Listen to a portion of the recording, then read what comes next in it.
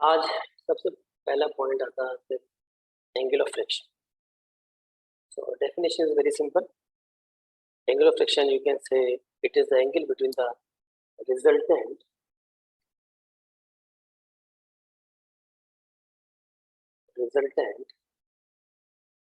of limiting friction. देखो मैं बहुत भारी बोल रहा हूँ.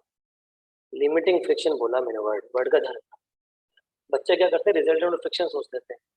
Angle of friction is the resultant of limiting friction and normal reaction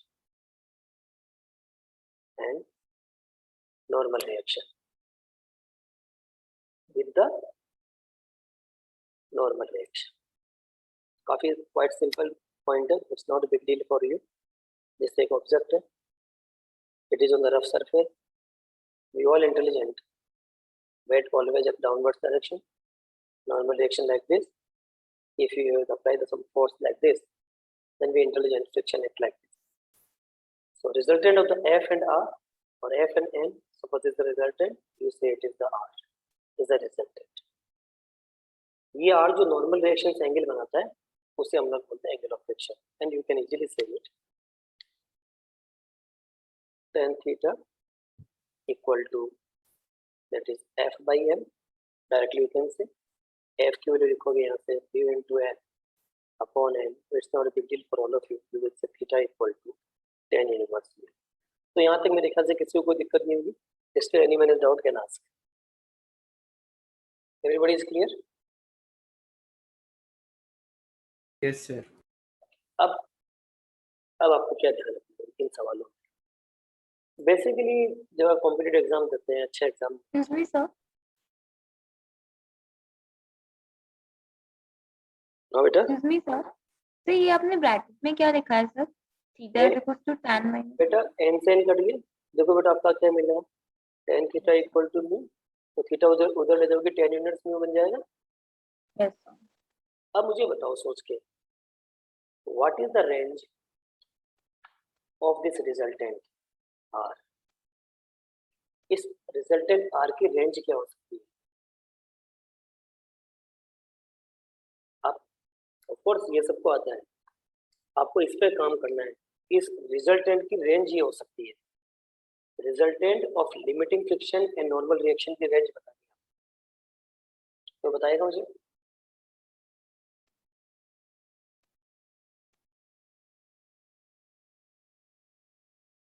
अच्छा ये तो बताओ कि आप लोग जो मैं पूछ रहा हूँ वो सवाल समझ गए कि मैं क्या पूछ रहा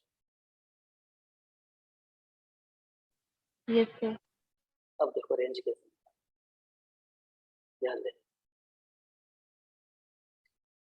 अगर मैं यहाँ पे R की वैल्यू निकालूं तो you can say it is F square plus N square. Is it okay और नॉट?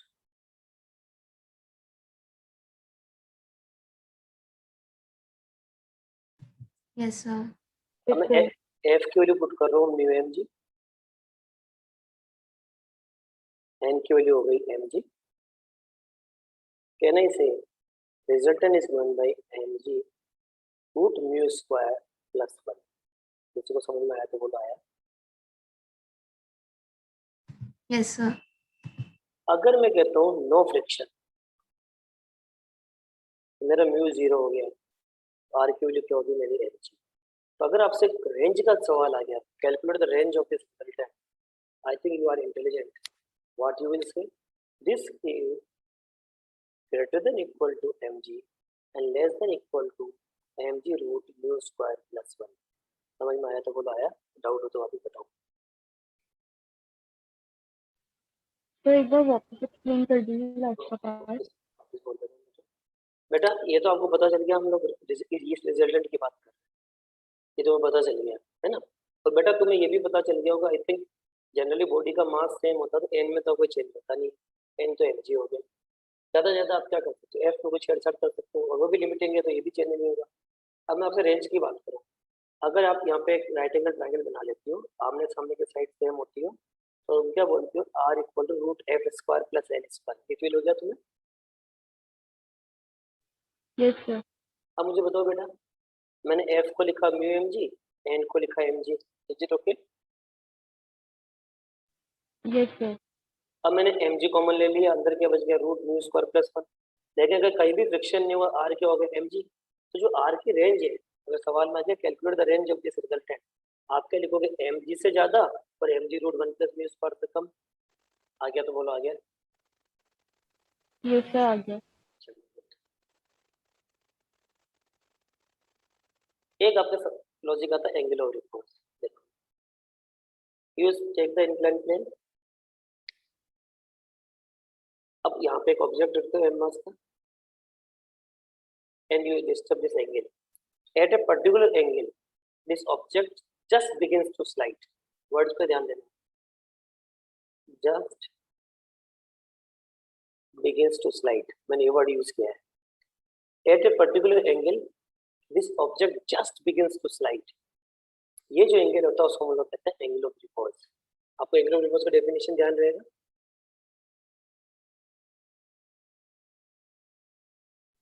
ये सर। यानी it is the angle of the inclined plane with respect to horizontal such that if any object placed on it just begins to slide। अब जो just begins to slide यानी equilibrium में, अगर आप इसका FBD बनाओगे, यहाँ लगेगा mg, यहाँ लगेगी normal reaction, all of intelligent, this is mg cos alpha, all of intelligent, this is mg sin alpha, all of intelligent, this friction just begins to slide, equilibrium means what I can say, f equal to mg sin alpha, normal reaction equal to mg cos alpha, दोनों को divide कर दिया, f by n equal to tan alpha। अभी थोड़ी देर पहले देखो f by n की value क्या आई थी, म्यू। किसी को याद आ रहा तो देखो चेक करो, याद आया? Yes sir. यानी आपने थोड़ी देर पहले देखा था f by n is mu, mu equal to tan theta. तो अब यहाँ से क्या लिखोगे, tan theta equal to tan alpha. Is it okay और नॉट? यानी आपने क्या लिखा, अल्फा इक्वल टू थीटा है, थीटा इक्वल टू अल्फा। तो बाई चांस सर आपसे पूछ ले, show that the angle of repose equal to angle of friction, I think आप लोग प्रूव कर सकते हैं। ओके, बोलते जाओ भाई। Yes sir. Excuse me sir, हाँ, so can you explain that again sir? ठीक है, चलो सुन लो। बेटा देखो, ये आपका ऑब्जेक्ट था, आप इस एंगल को चेंज करते जा रहे हो। पहले देखिए एक पर्टिकुलर एंगल पे क्या होगा, it just begins to slide. Just begin to slide में तो इक्विलिब्रियम की कंडीशन, यानी ये फोर्स और ये फोर्स बैलेंस हो जाएगा, ये फोर्स और ये फोर्स बैलेंस हो जाएगा। ये तो क्लियर हो गया। Yes sir. अब तुम्हें पता होगा, इसको तुम क्या लिखते हो, mg cos थीटा, इसको क्या लिखते हो तुम, mg sin थीटा। ये नॉर्मल रिएक्शन, ये फ्रिक्शन, कहना इसे f equal to mg sin theta, कहना इसे n equal to mg cos theta. तो डिवाइड कर लेना, f by n आ गया tan थीटा, तो ये भी एंगल ऑफ फ्रिक्शन के बराबर हो गया। तो angle of friction equal to angle of repose. Okay, okay. अच्छा, एक सवाल लेने से पहले मेरे माइंड में एक चीज आई, मतलब उसे डिस्कस करना चाहिए। एक सवाल आप लोगों ने पढ़ा होगा, out of the three law which is the real law of motion. कोई भी मुझे बताए, first law, second law, third law, किसने पढ़ा अपनी बुक में? तो anyone? There are first law, there is second law, there is third law. आपको मुझे बताना which is the real law of motion, अगर किसी ने ये पढ़ा है तो। तब तुम सर इसको सेकंड लॉ को बोलते थे ना रियल लॉ ऑफ मोशन। एक मेरे बुक्स में ही लिखा है, तुम गलत नहीं बोलते। और किसी ने भी ये लाइन पढ़ी है कि second law is the real law of motion?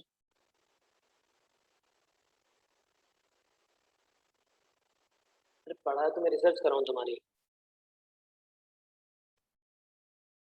देखो सब बुक्स में ये चीज लिखी हुई है, तो काफी जगह चीज दिखेगी तुम्हें। चलो क्या बचे, चलो एक छोटा सवाल दे रहा हूँ, सभी लोग सोल्व करो उसको। अच्छा, आप लोग कैसे सोल्व करोगे बस मुझे ये बता दो, बिकॉज सोल्व मैथमेटिक्स में सबको आती है, बस मुझे तो ये फील करा दो कि सर हम ऐसे सोल्व करेंगे। कोई भी बोल सकता है मुझे।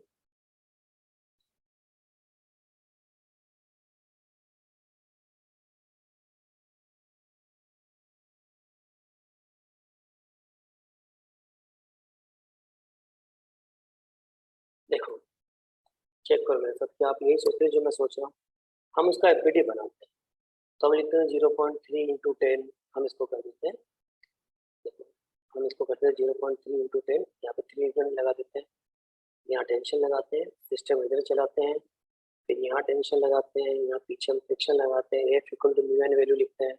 म्यू कितना है इसका, population to quality friction is log and surface 0.25, log is factor by nature 0.25, F निकालना है। उसके बाद नॉर्मल रिएक्शन लिखेंगे, उसके बाद mg लिखेंगे, समथिंग लाइक दैट। mg कितना है 0.5 into 5 और फिर हम दो इक्वेशन बनाते हैं, 3 minus t equal to 0.3 into a, t minus f equal to 0.5 into a। क्या सभी लोग यही सोच रहे हैं? Is it okay? और हम दोनों इक्वेशन को सॉल्व कर लेते हैं। अच्छा, कोई मुझे, अगर मैं इसको परफेक्टली, जैसे सपोज आप कॉम्पिटिटिव एग्जाम दे रहे हो, वहाँ पे आप चाहते हो नहीं हम इतना टाइम खराब नहीं करें, तो क्या एज ए सिस्टम मान के कुछ सोच सकते हो? अभी तो मैंने दोनों पार्टिकल को अलग मान के सोचा है, अगर मैं एज ए सिस्टम मान के सोचूं तो क्या सोचूं?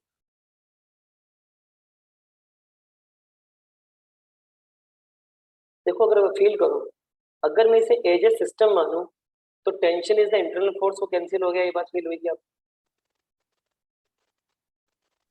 Yes sir. यानी अगर तुम थोड़ा फील करो तो दिल में फील करो, है ना, या तो तुम इसको उठा के ऊपर सीधा कर लो ऐसे, तो इधर आपने फोर्स लगा रखा है 3 न्यूटन, या इसको उठा के इधर ले जाओ, एक ही बात है। तो जो एक्सेलरेशन का मेन फॉर्मूला क्या था, net driving force. Net driving force में नीचे की तरफ फोर्स क्या लग रहा है 3, ऊपर की तरफ फोर्स क्या लग रहा है friction, upon total mass which you want to move, it is 0.5 plus 0.3। क्या किसी को फील हुआ तो बताओ फील हुआ? Yes sir. तो देखो आप एक तो इक्वेशन बना के सोल्व करोगे, of course it is right, मैं कभी नहीं कहता हूँ, बट अगर आप थोड़ा सा उसको दिल में ले जाके सोचोगे, थोड़ा ऐसा करोगे, हम छोटा तरीका फॉलो करें, क्यों नहीं हम सिस्टम मान लें? तो जो आप दो इक्वेशन बनाते हैं फिर सोल्व करते हैं, उससे अच्छा था एक ही बार में आपका कैलकुलेशन खत्म हो गई। All of you getting my point और नॉट? Yes sir. ओके, तो आपकी एक्सेलरेशन आ गया, फिर आप टेंशन निकाल लोगे, तो आप अपने आप इस चीज को, हाँ और सर एक सिस्टम से सर मतलब क्या है? बेटा मैंने एक्चुअली क्या किया है, मैं आपको ये कन्वे कर रहा हूँ बेटा, या तो तुम ऐसा करो, ये भूल जाओ यहाँ पे, आप इसको ऐसे कर लो, ये 0.3 किलोग्राम का लोड यहाँ है और यहाँ आपका क्या रहा है, इसका नीचे की तरफ क्या लग रहा है, वेट लग रहा है, वेट अल्टीमेटली नीचे खींच रहा है, वेट अल्टीमेटली इधर ही तो खींच रहा है, इधर कितना 0.3 इंटू 10 फोर्स हो गया। अब टेंशन तो इंटरनल है ना, अगर पूरे को सिस्टम मान लिया, एक इधर जा रही है एक इधर जा रही है, तो कैंसिल हो गई नहीं टेंशन तो। अब एक्सटर्नल फोर्स कितना हो गया, ये तो इधर की तरफ लग रहा है, फ्रिक्शन पीछे की तरफ लग रहा है, तो नेट ड्राइविंग फोर्स क्या हो गया, दिस माइनस दिस हो गया ना। Yes sir. चलो, तो आप इक्वेशन मान के भी कर सकते हो, ऐसे भी कर सकते हो, तो you have to calculate it, अपने आप कैलकुलेट करना। मैं आपको आंसर लिख देता हूँ, नहीं आया तो मुझे पूछ लेना। आंसर आपका आना चाहिए, एक्सेलरेशन इज 2.1875 मीटर पर second square and tension is 2.343 Newton. So all of you calculate, जैसा जैसा मैंने मेथड बताया उसके अकॉर्डिंग आपको कैलकुलेट करना। अच्छा एक लॉजिक और आता है विच इज इजी, पुश और पुल, कोई मुझे बताएगा? एनीवन? पुल। पुल। क्या ऐसा हो सकता है कि किसी सिचुएशन पे पुश और पुल दोनों इक्वल हो जाए?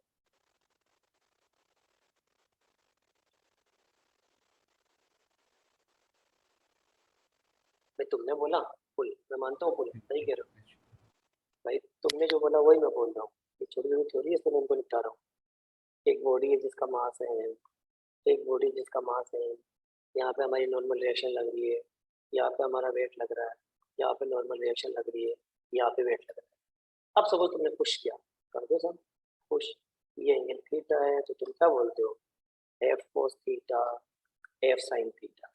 यहाँ पे तुमने पुल किया, कर लो सब, तो तुम इसको हॉरिजॉन्टल से वही एंगल थीटा है, इसको लिखोगे F cos theta and F sine theta. First तो आपका आंसर सही है, but can you tell me what is the reason behind it?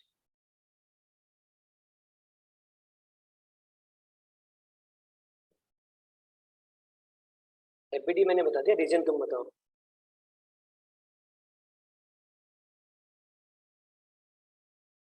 कोई तो बोलो।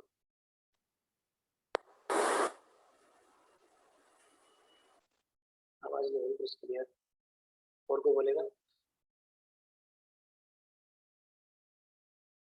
देखो, कोई मुझे समझाएगा कि भाई पुल इज इजी। एफबीडी मैंने बता दी, दोनों की बना दी। ये तो मैंने पुश की एफबीडी बना दी, ये मैंने पुल की एफबीडी बना दी। एक तरफ आप पुश कर रहे हो, एक तरफ आप पुल कर रहे हो ऑब्जेक्ट को। Anyone of you can tell me why the pull is easy compare to push? मुझे बोलना है, छोटी सी बात भी। देखो, सर फर्स्ट में normal reaction weight minus F sine theta होता है और सेकंड में weight plus F sine theta. Very good. I think all of intelligent friction directly proportional normal reaction, ये बात फील हो गई है सबको? बोलो ना। Yes sir. यहाँ पे नॉर्मल रिएक्शन क्या बोलोगे? n equal to M g plus F sine theta. M g भी इधर है, एफ साइन थीटा भी इधर है।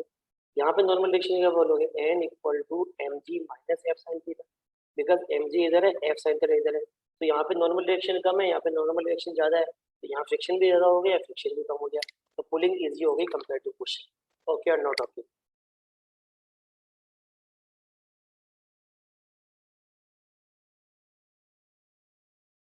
बोलो।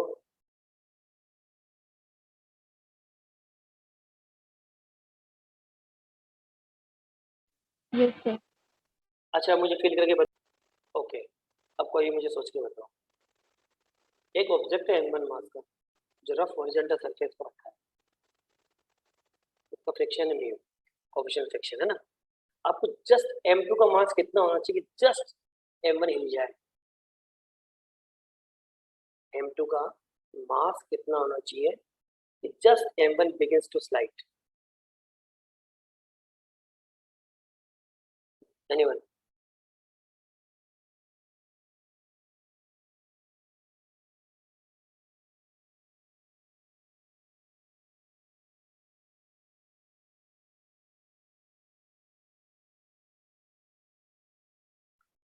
तुम ऐसा सवाल नहीं बोलते तो फिर अच्छा नहीं लगता है। छोटी छोटी चीजें आनी चाहिए आप लोग को। ये पढ़ाई कर रहे हो तो एनएलएम की।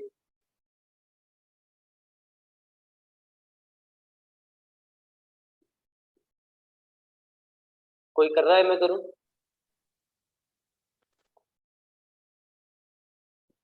देखो, मैं इसकी एफबीडी बनाता हूँ m2 की। m2 की एफबीडी हो गई, इधर हो गया m2 जी, इधर हो गया टेंशन। अब m1 की एफबीडी बना रहा हूँ, इधर लगी टेंशन, इधर लगा फ्रिक्शन। अब ध्यान देना, जस्ट बिगिंस टू मूव, यानी लिमिटिंग कंडीशन है। At the limiting condition just begins to move, we all intelligent T must be equal to F. ये बात फील हो गई थी आपको?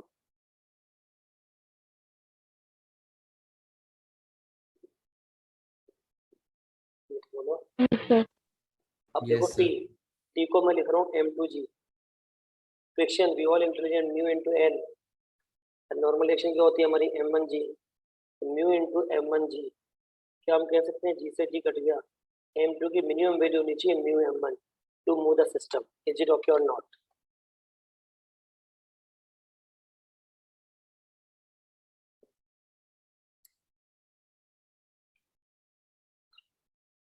बोलो। Yes sir. अच्छा, मैं एक सवाल दे, एक चेन है, उसकी लेंथ है l, आपने थोड़ा थोड़ा पार्ट नीचे की तरफ वर्टिकली लगाते गए, एक पर्टिकुलर लेंथ l डैश जैसे ही पूरी चेन खिसक के नीचे गिर गई, और coefficient of friction between the table and the chain is mu. तो can you tell me, if total length is l, coefficient of friction is mu, total chain length is l, coefficient of friction is mu, then what is the maximum length of the end chain so that the whole chain will fall down? पहले तो बताओ कि आप मेरा सवाल समझ गए कि जो मैं आपसे पूछना चाह रहा हूँ?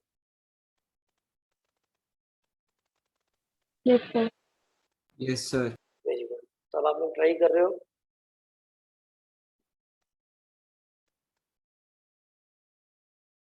Yes sir. चलो, एक मिनट का time.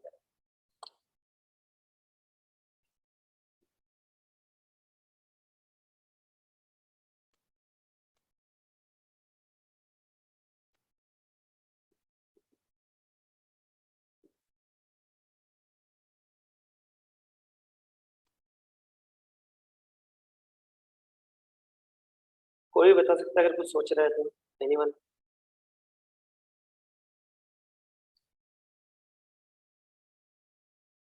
Nu L upon 1 plus nu. कैसा है, क्या सोचा logic?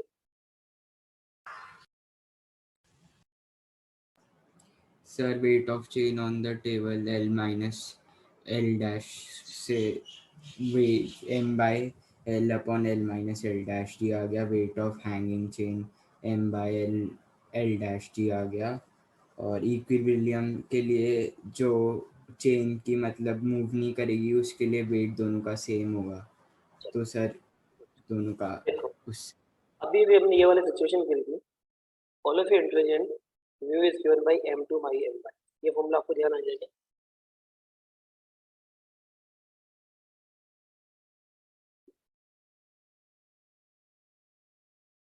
Minimum mass m2 so that the m1 will just begins to slide, हमारा ये फॉर्मूला बना था कि लास्ट स्लाइड में mu equal to m2 by m1। ये बात आपको फील हुई क्या?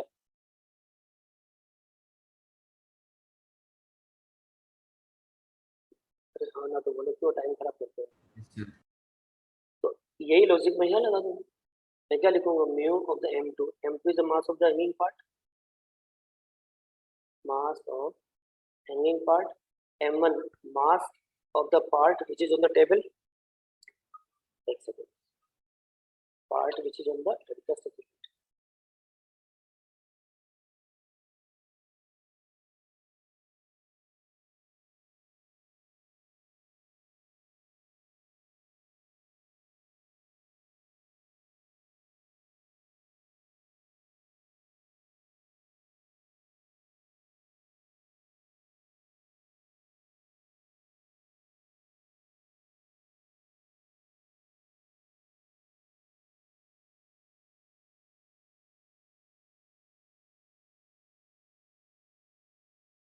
हाँ अब देखो बेटा,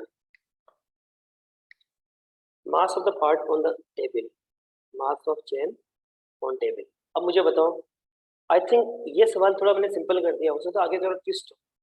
अभी पूरी चेन का यूनिफॉर्म मास डिस्ट्रीब्यूशन है, डेंसिटी यूनिफॉर्म है, तो जो लेंथ होगी वही मास होगा, कंपेरेटिव वो हम प्रोपोर्शनल कर सकते हैं। तो मैं म्यू को क्या लिख सकता हूँ, L dash upon L minus L dash. ये बात फील हुई?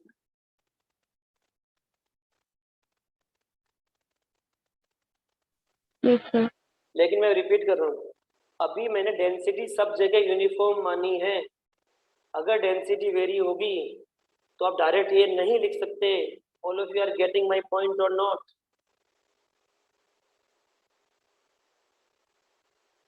बोलो यार हाँ या ना। Yes sir. Good. अब यहाँ से कैलकुलेट कर लेना, तो उसने बताया वही आंसर आएगा, L dash equal to mu L upon 1 plus mu. Okay तो बोलो ओके, डाउट तो बोलो डाउट। ओके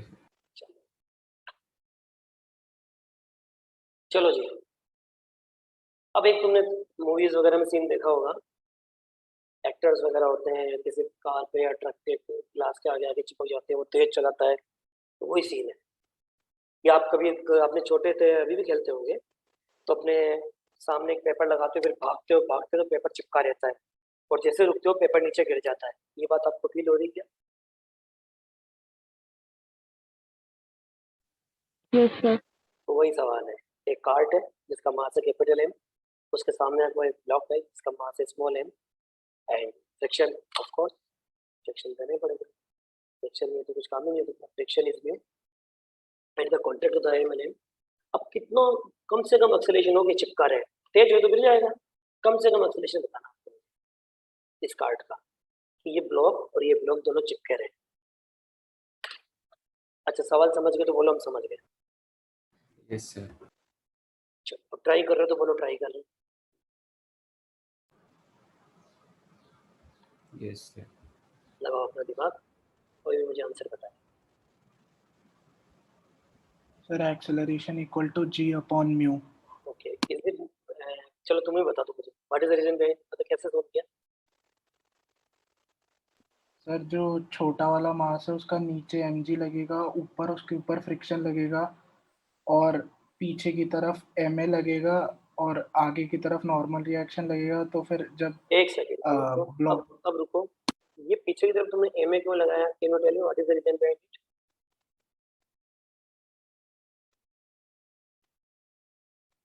सही बोला है, but can you tell me what is the basic reason behind it?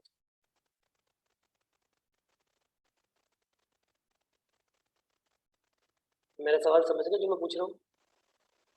Yes sir. Sir ये एक्शन रिएक्शन पेयर होंगे। थोड़ा सा और, चलो मैं तुम्हें करेक्ट कर देता हूँ, कोई बात नहीं, तुमने क्या सोचा? आई थिंक एक दिन मैं तुम्हें पढ़ा रहा था तुम लोगों को, जब भी एक्सेलरेटिंग फ्रेम में बैठोगे तो सूडो फोर्स लगेगा, and pseudo force is always opposite to the accelerating body, तो ये सूडो फोर्स होता है। कुछ कुछ फील हुआ क्या?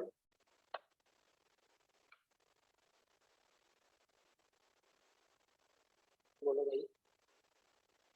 Yes sir. ओके, अब एक चीज है, ये एफ क्या है, इसका क्या कहते हैं? I think everybody agree this is friction. इसमें स्मॉल एफ लिख दो, बिकॉज स्लाइड तो यही करेगा ना इसी सरफेस पे। ओके और not? Yes sir. Very good. अब हम क्रिटिकल सिचुएशन की बात कर लेते हैं, जब बैलेंस है, तुमने बता ही दिया मुझे, कोई दिक्कत ही नहीं है कि गिरोगे कब नहीं, अल्टीमेटली गिरोगे तो इधर ही ना, इधर तो गिरोगे ही नहीं। ये बात फील हो रही है क्या आप लोगों को?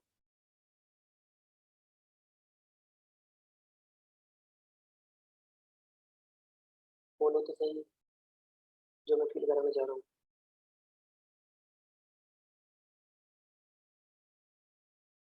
यानी अगर आप चिपके हो तो आपकी मेन कंडीशन क्या है? F must be greater than equal to M G. Is it okay और नॉट?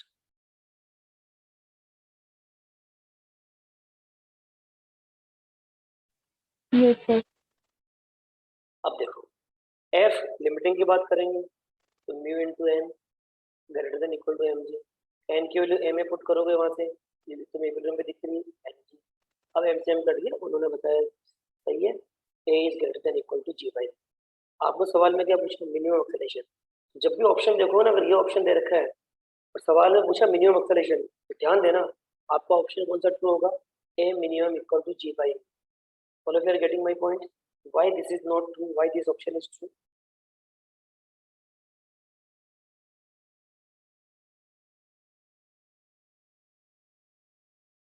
बोलो।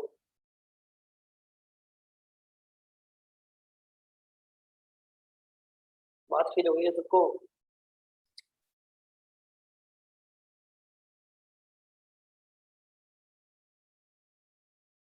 आवाज आ रही है मेरी या नहीं आ रही? Yes sir. अब एक चीज और पूछ लेता हूँ, इतना अच्छा शानदार बैटिंग कर रहे हो। Can you tell me what is the value of this F minimum force to hold both block together? अब बाई चांस आपसे सवाल ऐसा पूछ लिया कि कितना तुम पीछे से फोर्स लगाओगे तभी तो एक्सेलरेशन आएगा, बिना फोर्स के एक्सेलरेशन नहीं आएगा। तो कम से कम कितना फोर्स लगाओगे कि ये जो दोनों ब्लॉक है एक दूसरे से चिपक के रहे? बताओ क्या रीजन है, बताओ क्या आंसर है?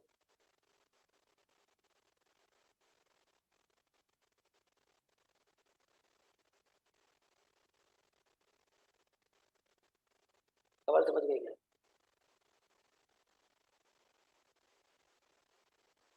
भाई ये एक्सेलरेशन के लिए आपको फोर्स तो लगाना पड़ेगा ना। अब ध्यान दो, यहाँ पे कोई बोल रहा है answer?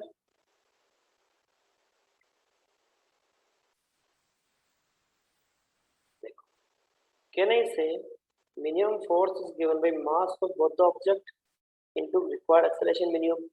What I will say, m plus m into minimum acceleration कितना g by m। समझ में आ गया तो बोलो आ गया, डाउट हो तो बोलो डाउट है।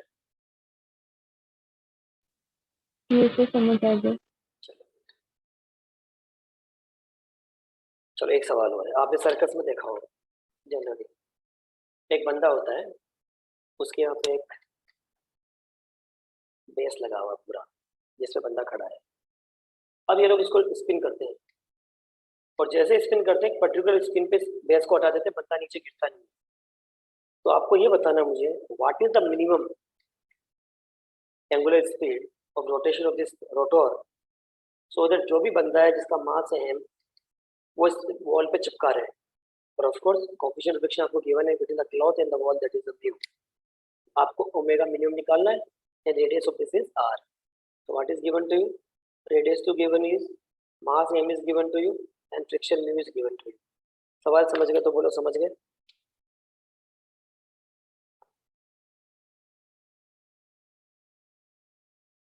इतना ही पूछा मैंने, सवाल समझ गए क्या? Yes sir. चलो तो ट्राई करो, जिसका आंसर आ जाए मुझे बताओ.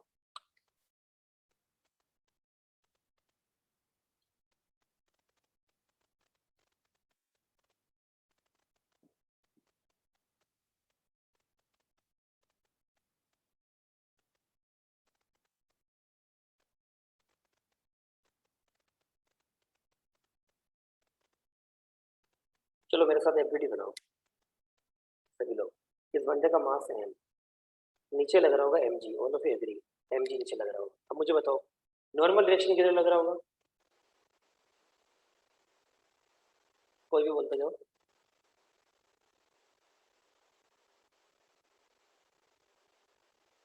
और जल्दी बोलो बेटा, टाइम भी जल्दी है, only 3 minute something. Perpendicular. Perpendicular लगेगा, बट आई थिंक आपको फील होना चाहिए this is the direction of the normal direction. ये बात फील होगी क्या? Yes sir. ओके. फ्रिक्शन कहाँ लगेगा? ऊपर लगेगा, ये बात फील होगी क्या? Yes sir. Pseudo force exerting frame है, सेंट्रीफ्यूगल फोर्स इधर लगेगा, ये बात फील होगी क्या? Yes sir. अब बंदा बचा हुआ है, गिर नहीं रहा है, इसका मतलब क्या होगा? F इक्वल टू mg, ये बात फील होगी क्या? यस. F क्या होता है आपका? Mu into n. अब यहाँ तक मैंने कर दिया. अब इक्विलिब्रियम पे n क्या होगा? Centrifugal force. सेंट्रीफ्यूगल फोर्स यानी Fc equal to mg. Centrifugal force क्या होता है? m omega square r. Equal equal की बातें कर रहा हूँ तो मिनिमम हो गया omega equal to mg. m से m कट गया तो बताओ आपका ओमेगा मिनिमम की वैल्यू आ गया √g/μr. इज इट ओके और नॉट? Yes sir.